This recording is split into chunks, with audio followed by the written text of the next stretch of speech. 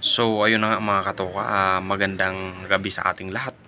So ngayon mga katoka, for today's video, ituturo ko sa inyo kung paano nga ba magbasa ng plano. So lalo na sa pag-uumpisa pa lang ng bahay. So ang topic natin ngayon mga katoka is kung paano nga ba malalaman ang sukat ng ating puting at poste. Sa mga baguhan dyan mga katoka sa construction na gustong matutong magbasa ng plano, so panoorin nyo lang ang video ito, baka sakaling may maitulong sa inyo. So let's go, simulan na natin mga katoka. So ngayon mga katoka, sa pag-layout ng bahay or building, so ang una nating hahanapin is yung structural plan. Sa pagsisimula ng paggawa ng bahay is kailangan natin na plano yung structural pa lang mga katoka. So ngayon mga katoka, paano nga ba natin malalaman ang sukat ng puting at poste ng ating bahay? So kailangan natin na puntahan yung foundation plan. Tapos ngayon, ito yung area mga katoka, ito yung site. So bali yan yung site mga katoka. Kung mapapansin nyo, itong nasa harapan is bakod yan. Tapos ngayon yung buong kabahayan niya is andito lang yung poste niya. Yan. Ito lang yung poste ng buong bahay. So ngayon mga katoka, paano nga ba natin malalaman ang sukat ng bawat poste, bawat puting? So ngayon mga katoka, ito yung tinatawag natin na halimbawa ito, F3C1. So ito yung poste mga katoka. Ito yung column number 1. So ngayon mga katoka, para malaman natin ang sukat nito is pupunta tayo sa puting schedule. Tapos hahanapin natin yung F3C1. So ngayon mga katoka, ito yung F3C1 nya. So bali ang height ng, ibig sabihin mga katoka, height, ibig sabihin ito yung hukay, lalim ng hukay. Simula original ng lupa pailalim is 150 cm. So bali kung mapapansin nyo mga katoka is 1.5 ang makikita nyo dyan ano. So bali 1,500 mm.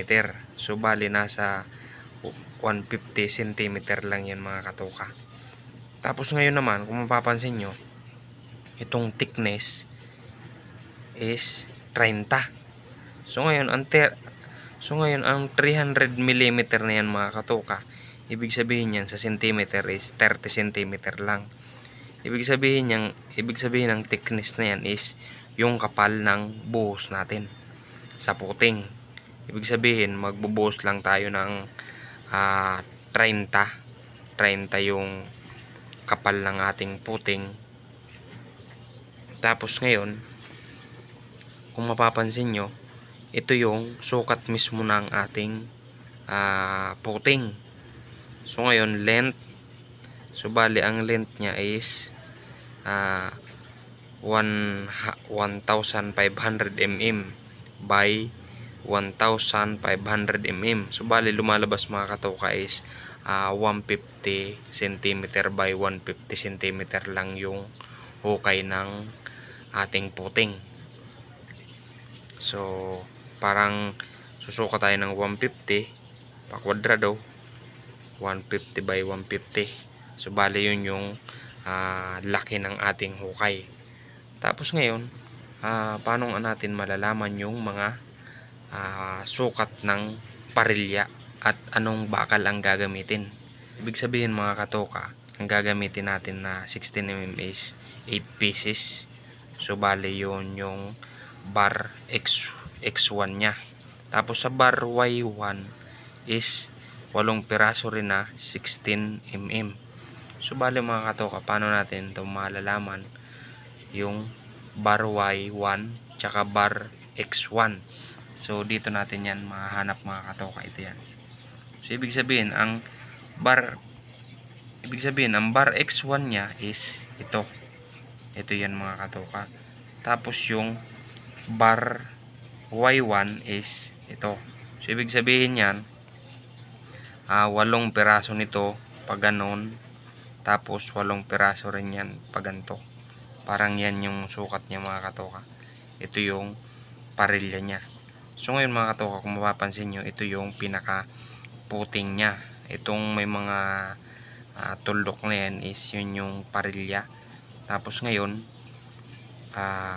itong kapal na yan is yan yung thickness. So bali ang kapal yan is 30 cm.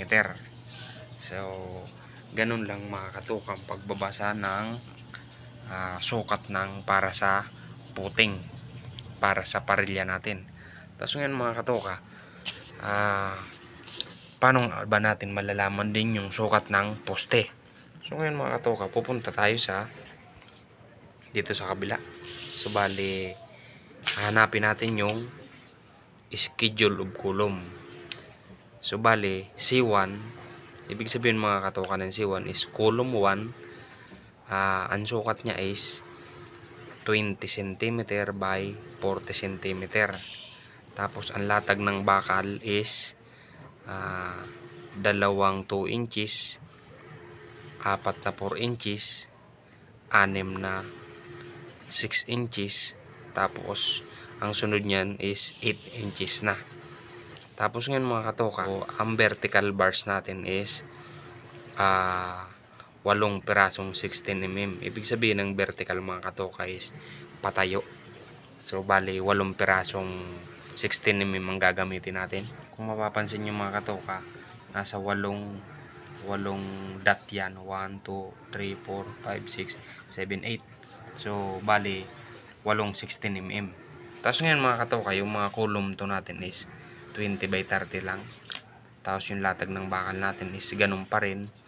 Tapos yung vertical natin is 6 na piraso lang sa 20 by 30. So bali yan mga katoka. So bali yun lang muna mga katoka. Sana ay nakatulong ito sa mga baguhan dyan sa construction na gustong matuto sa pagbabasa ng plano.